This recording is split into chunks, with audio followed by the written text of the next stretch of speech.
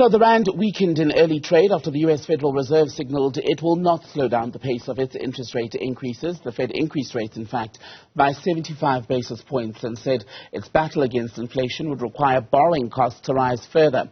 For a detailed look at how the markets are faring so far today, then let's speak to Karl Gevers, independent market analyst and regular here on Daytime Update. Karl, good to see you. Both the local index and the rand looking to be losing some steam so far today. What is driving all of that? Yeah, good afternoon. The local market, the all-share down just over 1.5% at the moment, and the rand quite weak, weakening to beyond 18 rand 40 to the dollar. And the main reason there has been the comments from the Fed. So the market did expect the 0.75% hike, but I think the fact that the Fed indicated that rate hikes would end up being higher in future and also remain higher for longer spooked the market and resulted in the U.S. market. So the S&P moving by 3.5% from 1% up to 2.5% down, and of course the rand weakening on the back of a much stronger dollar. Also commodity prices were under significant pressure. Gold retreating back to $1,620 per ounce. And of course, our market was closed when these announcements were made. So some catch up this morning with the markets under pressure. Resources in particular down over 3.5% this morning. Sibanye-Stillwater has published its operating update for the quarter, which ended at the end of September this year. What should we make of their performance based on those numbers? Well, the market's certainly not liking it, marking the share down over 10% this morning. It's a poor update.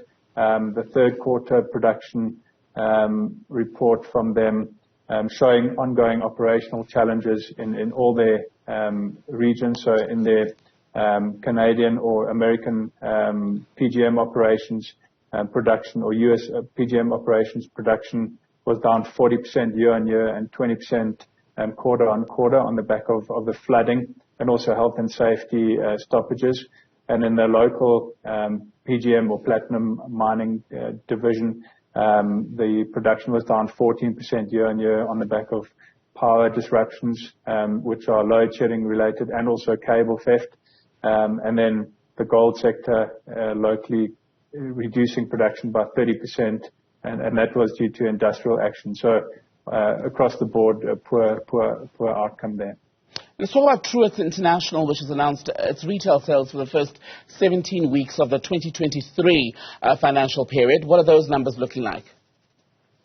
Yeah, contrasting to Sibanye, Truworths actually quite a robust revenue performance there, recovering credit sales in South Africa and also an improved performance from their office business in the UK.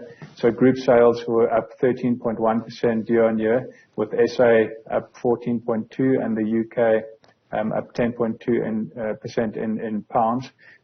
So in the local business, there was obviously a slightly lower base with the civil unrest in the prior period. But even with that, the sales were still pretty solid. Something to note is that inflation was at 12%, so we hear a lot about inflation, but certainly coming through in the sales prices there. And the share price today reacting positively, one of the few shares up 2% this morning. Let's talk about developments around Glencore. Prosecutors have detailed now how the company used a cash desk at its headquarters in the Swiss capital, as well as private jets in Africa. This, they say, was done to courier illicit payments across West Africa for bribes which were intended for state officials. How far back does the scandal go?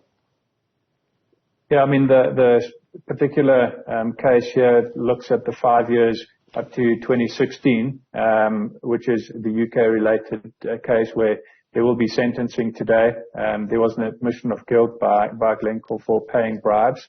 I think this practice did go quite far back. The founding partner, there seem to be methods used by the founder going back 40 years. So essentially paying bribes to get access to resources, oil in this case, in West Africa. But I think overall, Glencore has tried to change their ways, but I think it's still a significant overhang, and a lot of investors actually avoiding Glencore in totality because of these concerns around governance. So it will continue hanging over Glencore, and there are other cases in other jurisdictions. So we'll probably see more of it from coming out of Glencore. Karl Gevers, thank you as always.